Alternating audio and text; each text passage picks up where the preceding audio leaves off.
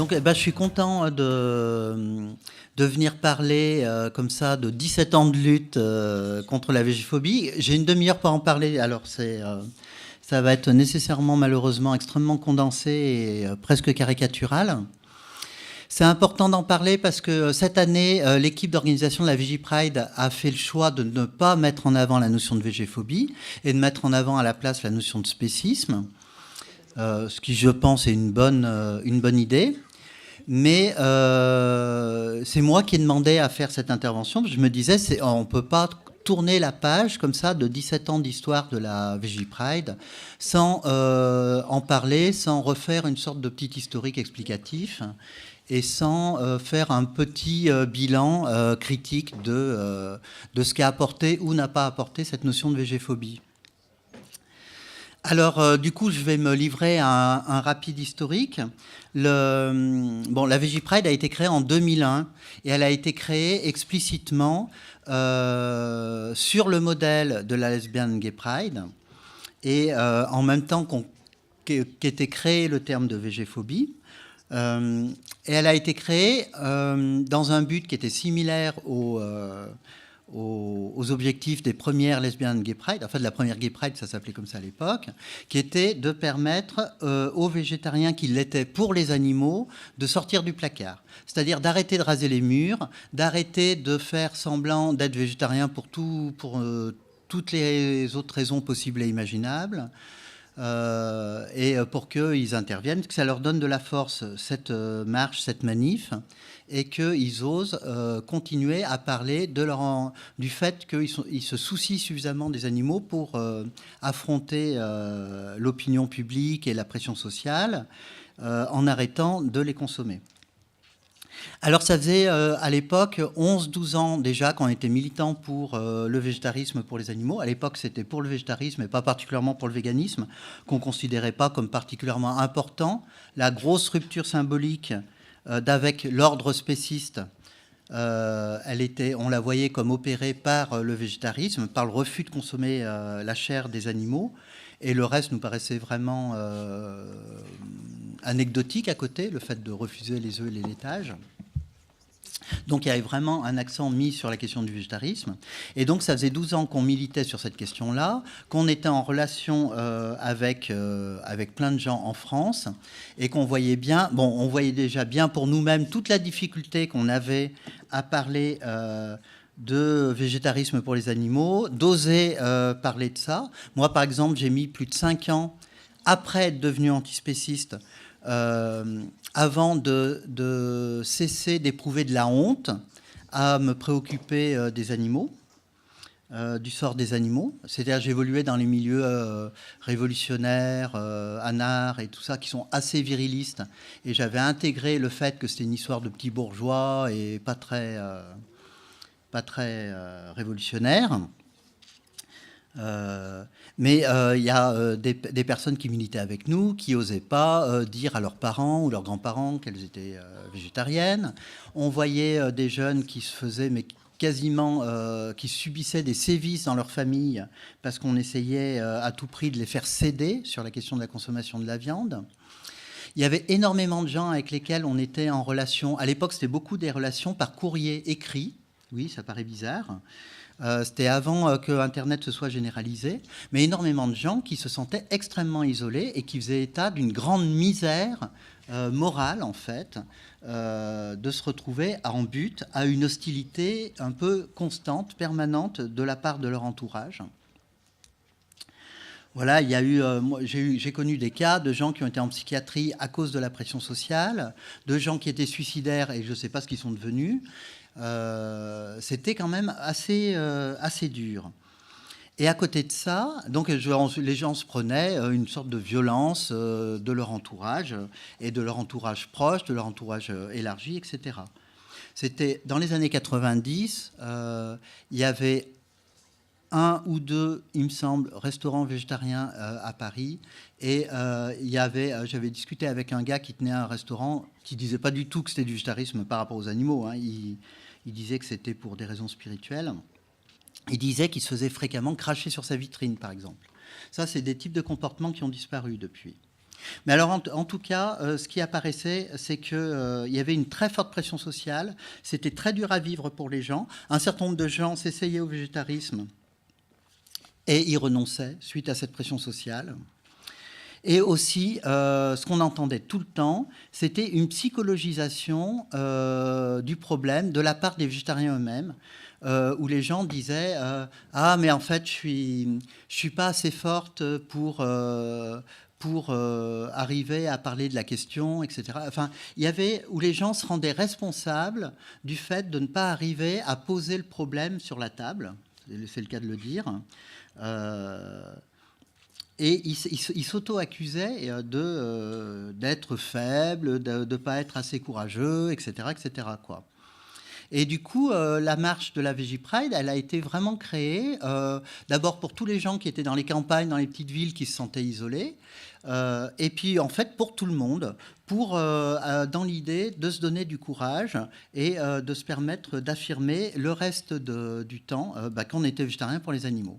Et donc c'est une marche qui a été créée vraiment avec comme visée, elle était tournée vers le milieu végétarien lui-même. Elle n'était pas tournée vers l'extérieur. Le but, c'était pas de passer dans les médias, c'était pas de s'adresser au public dans les rues en distribuant des tracts, même si on le faisait. C'était une des façons de s'affirmer.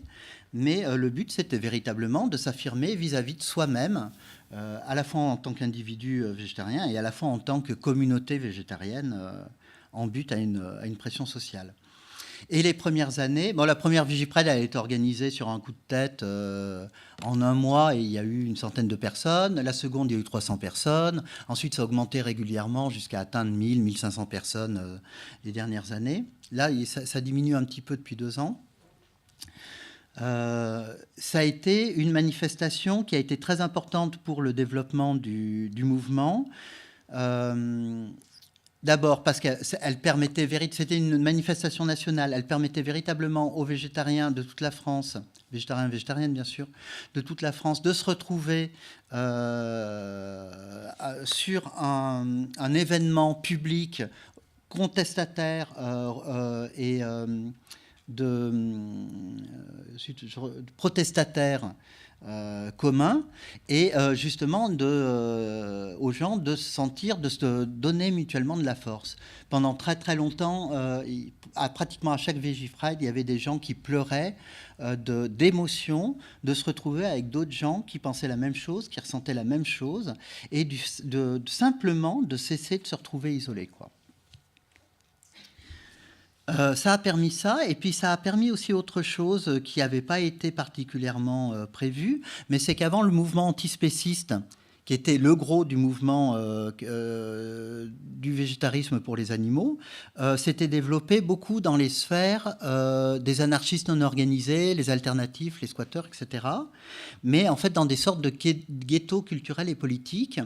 Et il n'y avait pas d'accès collectif, il n'y avait pas de réseau collectif avec les gens qui devenaient végétariens pour les animaux en dehors de ces réseaux-là, quoi. Et la Végipride, ça a été le premier événement organisé vraiment qui partait de ces milieux antispécistes libertaires, qui était ouvert à tout le monde. Il était explicitement ouvert à tous les individus qui étaient végétariens pour les animaux. Il ne s'agissait pas de revendiquer le végétarisme ni pour le tiers-monde, ni pour l'écologie, ni pour la santé humaine, ni pour la spiritualité. C'était centré sur la question du végétarisme pour les animaux, parce que c'est lui qui faisait l'objet véritablement d'une pression sociale, d'une répression sociale. Et du coup, ça a été la première manif un peu d'envergure nationale sur la question du végétarisme, sur la question de la viande, à être vraiment ouverte à tout le monde. Et on a vu débarquer plein de gens de réseaux avec lesquels on n'était pas en réseau, quoi.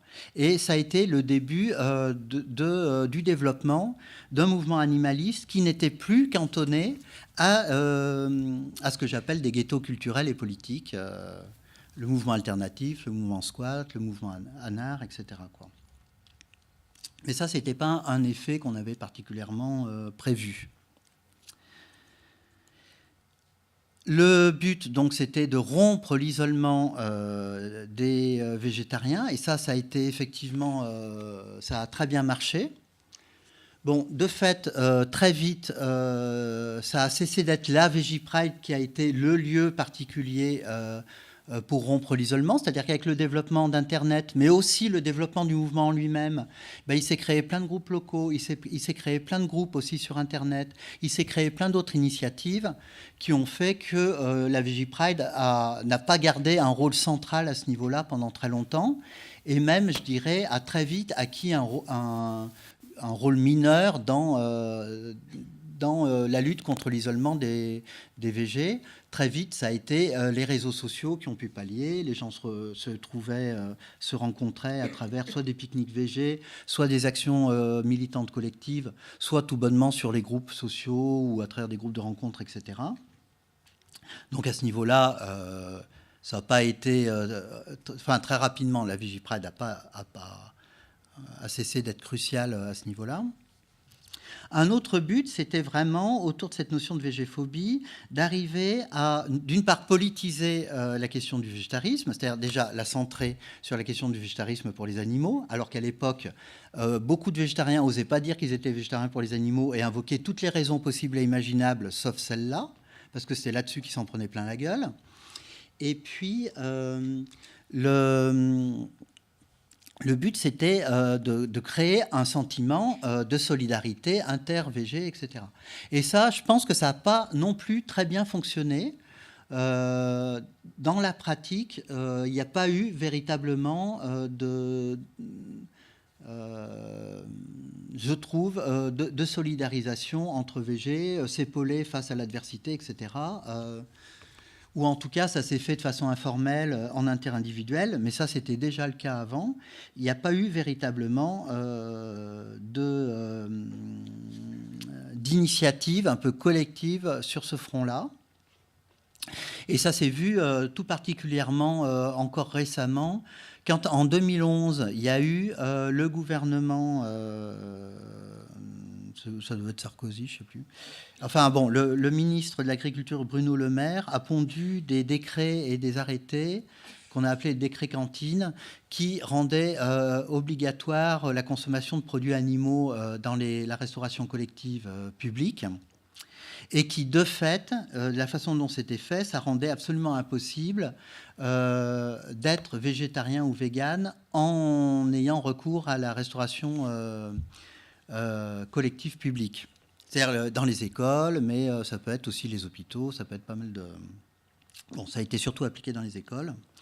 C'était à l'époque un coup dur, a priori, porté au mouvement, et puis c'était la volonté de... Ça a été explicité par le ministre de l'Agriculture, le maire. C'était vraiment essayer de porter un coup d'arrêt au développement du végétarisme. Et là, à ce moment-là, on a vraiment essayé de créer un front au sein du mouvement végétarien-vegan, mouvement vegan naissant, mouvement végétarien assez important, un front de lutte contre ces arrêtés cantines, et ça n'a pas du tout marché. Ça a été impossible de mobiliser de façon importante sur cette question-là. Alors que c'était vraiment une question assez cruciale, à l'époque qui nous apparaissait assez cruciale pour l'avenir du mouvement, et ça concernait des milliards de repas servis chaque année, donc c'était pas rien, et on quittait la question de la sphère individuelle pour le coup, pour vraiment en mettre le doigt sur le fait que cette question de la consommation de la viande, c'est une question sociétale qui dépend de décisions politiques, etc., quoi. C'est pas, on ne peut pas se cantonner à l'analyser comme une histoire de consommation individuelle. Et par exemple, c'est l'époque où on a créé dans la mouvance de la VeggiePride l'ICDV, qui était l'initiative citoyenne pour les droits des végétariens, où il y a eu une coalition d'associations aussi qui ont essayé d'attaquer les décrets cantines en Conseil d'État, en cassation ou je ne sais pas quoi, etc., où ça n'a pas bien marché. Bon, au final, la fin de l'histoire, elle n'est pas finie, l'histoire, puisque ces décrets existent toujours, mais de fait, ils ont été débordés par les municipalités, par les initiatives des cantines, qui ont commencé à produire des repas végétariens quand même, malgré ces décrets-là, parfois dans l'illégalité, et aujourd'hui, c'est devenu quelque chose d'extrêmement commun, et on ne parle plus de ces décrets-là, plus personne n'ose les ramener à la surface et dire attendez, là vous n'avez pas le droit de faire des cantines avec des repas végétariens, etc., quoi. Donc en fait, la difficulté a été tournée simplement par la pratique, les pratiques locales, etc. Mais ce que je voulais dire, c'est qu'on n'a pas réussi autour, que ce soit ni autour de cette notion de végéphobie, ni autour de la défense, là, dans ce cas précis, des droits des végétariens à pouvoir avoir des repas dans la restauration collective. On n'a pas du tout réussi à créer un mouvement de solidarité fort qui dépasse quelques centaines de personnes, quoi. Alors que, bien sûr, le nombre de végétariens et de véganes est infiniment supérieur, quoi.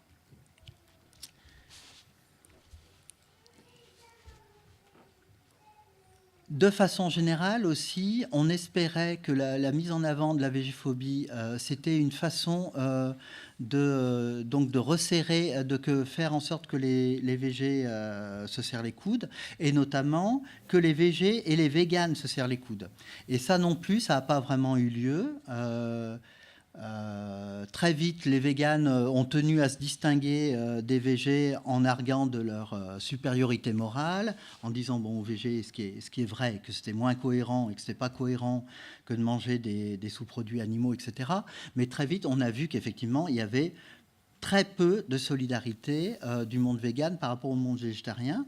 Et aujourd'hui, on a presque même l'impression que les végétariens n'existent pas, alors qu'ils sont de loin les plus nombreux. Ils sont peut-être 10 ou 15 fois plus nombreux que les véganes, mais ils sont complètement invisibilisés dans la lutte animaliste, ce qui, à mon avis, est très, très problématique et qui doit dissuader plus d'un de s'engager dans la lutte. Et ça, c'est aussi quelque chose qui a été un échec, selon moi, lié à cet angle d'attaque qu'on avait choisi, qui était la végéphobie, quoi. Et puis bon, tout au long de l'existence de la Végipride, on s'est heurté à des critiques que je pense qui sont infondées et auxquelles on n'a pas arrêté de répondre par des textes argumentés, mais des attaques qui étaient vous mettez en avant les intérêts des humains au lieu des intérêts des animaux. Bon, de fait, quand on lit par exemple le manifeste de la Végipride, on voit bien que ce n'est pas le cas. Le manifeste de la Végipride, au contraire, tient à remettre la question des animaux au cœur de la question du végétarisme, ce qui était un véritable enjeu à l'époque, où on parlait beaucoup de végétarisme pour toutes les autres raisons et très peu pour les animaux.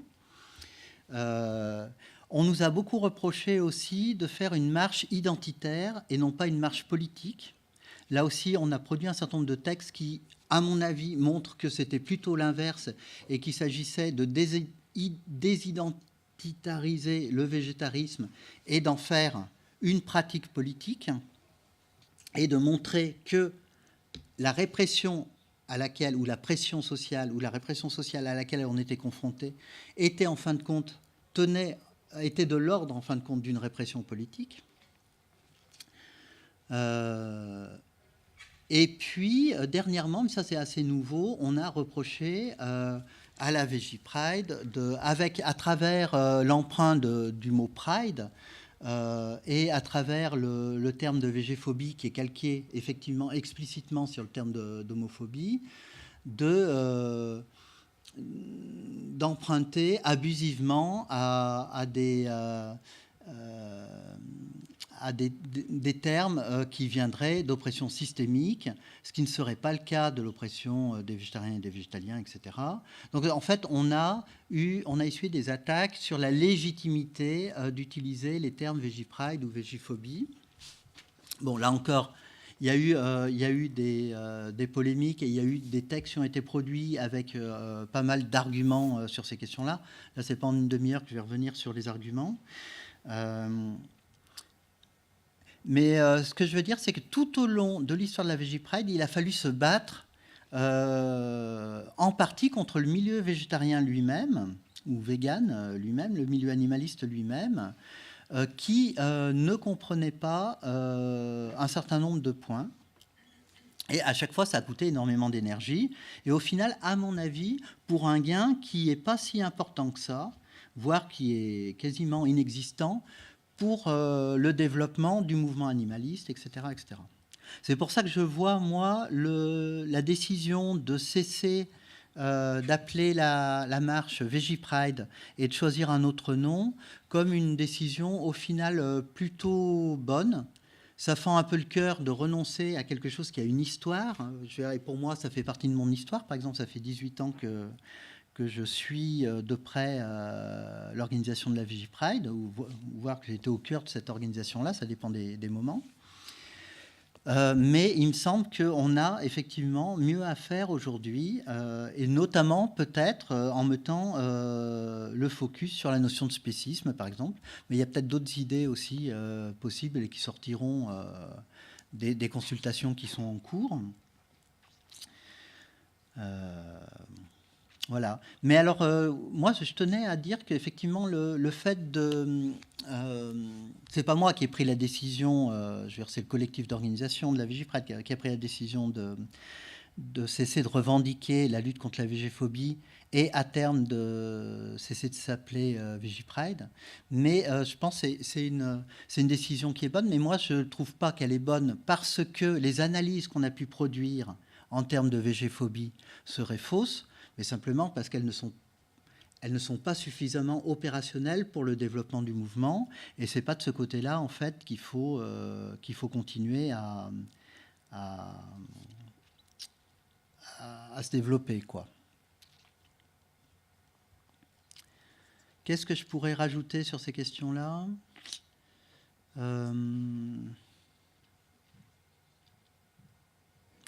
Oui, ce que je constate, c'est qu'en fait aussi, très souvent, les gens qui sont attachés à la notion de végéphobie, à la notion de VeggiePride, c'est des gens qui, comme moi, viennent de la première partie du mouvement, avant qu'il soit autant développé qu'aujourd'hui, avant qu'il y ait une marche pour la fermeture des abattoirs, avant qu'il y ait des actions tous azimuts contre le spécisme, etc., etc. Et j'ai l'impression qu'il y a un effet générationnel global quand même, que la plupart des nouveaux militants ne voient effectivement pas l'intérêt de maintenir ce focus-là particulièrement, quoi.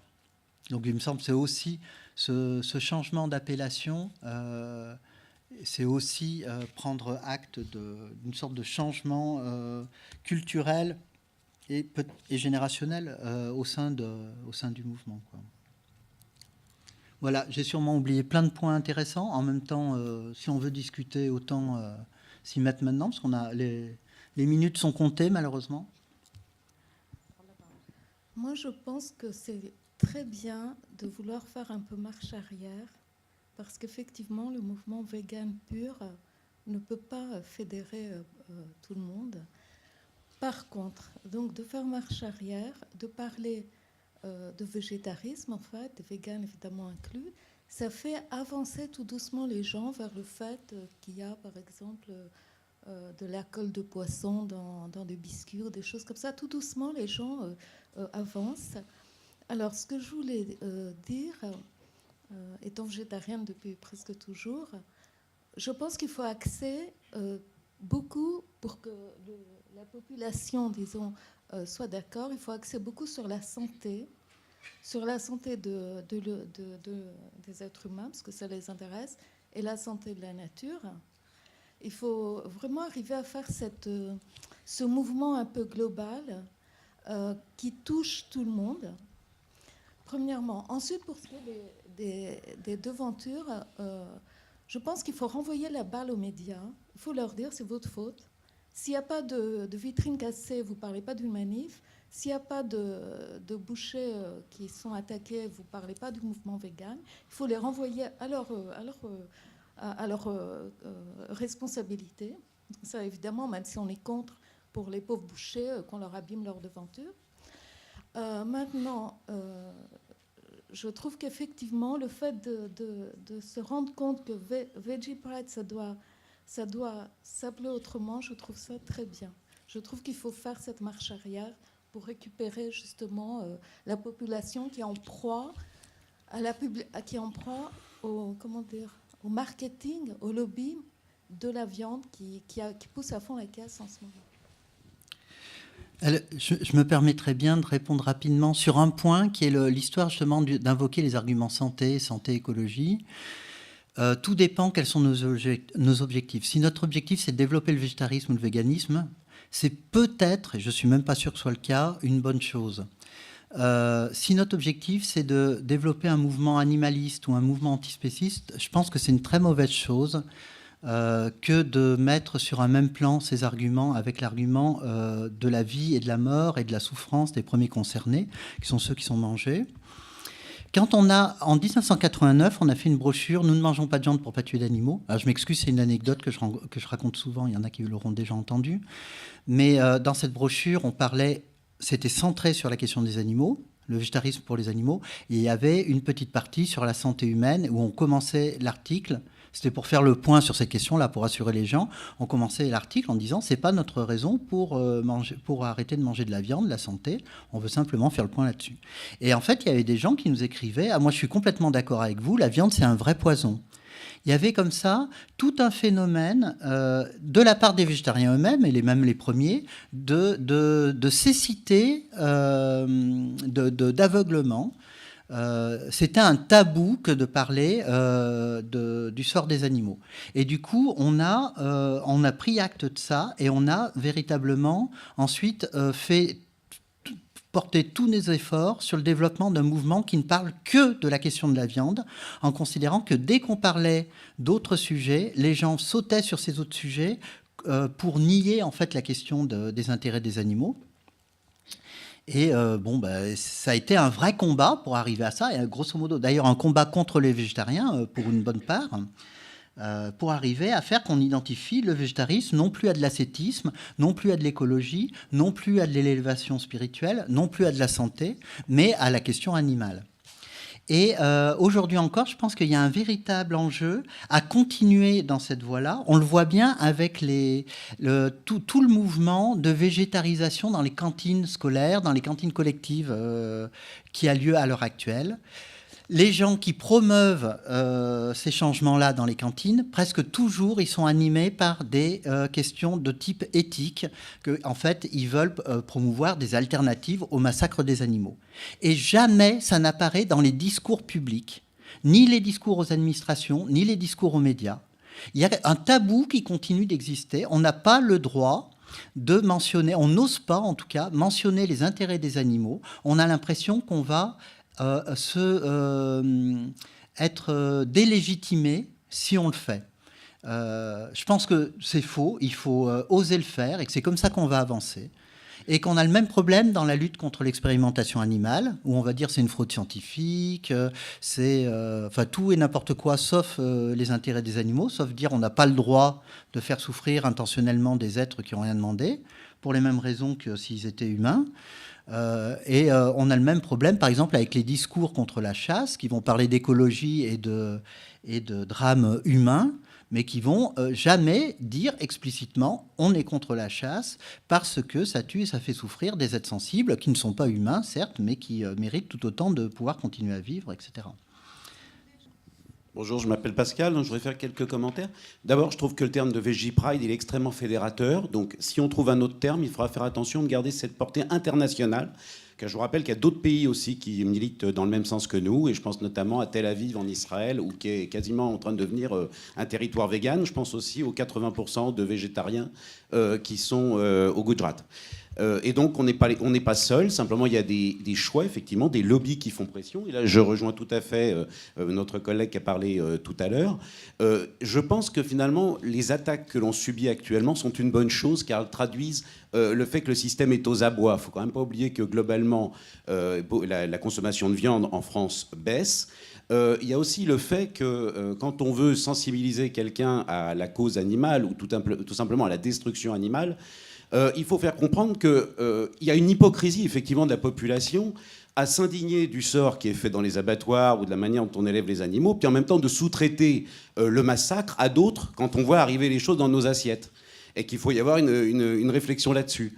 En effet, le seul moyen de sensibiliser à la cause animale, c'est soit de créer la peur par rapport à un produit, par exemple en disant que quand on maltraite des animaux, on peut s'interroger si sur le plan énergétique et le plan nutritif, ces animaux apportent la santé ou apportent un drame. Je pense notamment, par exemple, au lait de vache, de la manière dont on maltraite les vaches, qu'on insémine tous les 11 mois, à laquelle on arrache leur veau, etc. Ça fait réfléchir la population. Hein. Quand j'en discute autour de moi, il y a quand même une réflexion. Et puis, je dirais qu'on est dans une tendance qui est quand même positive, où les gens s'intéressent sur le modèle de société mécaniste et matérialiste que nous avons créé, où il y a un besoin de retrouver la culture de la forêt, par exemple. On le voit avec la sylvithérapie et le Shinrin-yoku qui est en train de faire recette actuellement, sachant que ça peut être un effet de mode.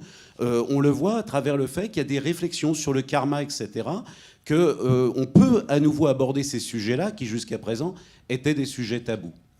Voilà, c'est ce que je voulais apporter comme contribution pour aujourd'hui. Merci. Merci. Bonjour. Moi, c'était juste pour faire une petite remarque sur le fait, quand on parlait des raisons pour lesquelles on est végane et qu'on n'ose pas trop dire que c'est pour les animaux. Moi, je pense vraiment qu'on peut concilier les deux. Par exemple, pour donner mon exemple, je vais dire aux gens que je suis d'abord végane parce que je cautionne pas qu'on méprise la vie des animaux. Mais je vais leur dire que en plus, ça me permet, en plus, je peux couvrir mes besoins et être en bonne santé sans consommer leurs produits.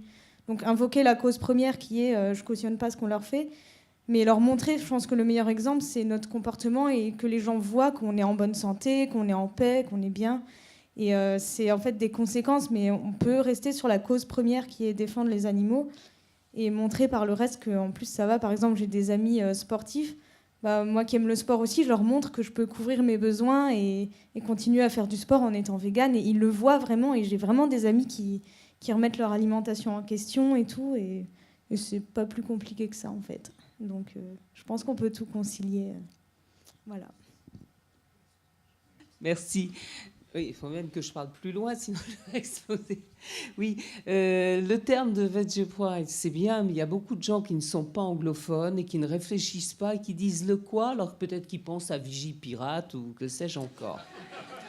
Ah mais si, hein La réflexion, c'est pas la chose la mieux partagée au monde, ça se saurait. D'autres... Je peux en placer une ? Oui. Sinon, il faut faire réfléchir et concis, autant que faire se peut. Et je dis toujours, outre le fait que je suis végane parce que je suis contre l'esclavage, la torture et le massacre des innocents, déjà ça porte, que quand on est végane, on est économe de tout sauf de longévité. Et là, ça fait un peu plus réfléchir. Voilà. Merci. Je laisse la place, c'est ça ? Oui, si tu as tout dit, dit, mais bon, je pense que... Merci pour cette intervention, c'était très intéressant vraiment, et c'est bien qu'on commence par ça aujourd'hui. Merci infiniment, Yves.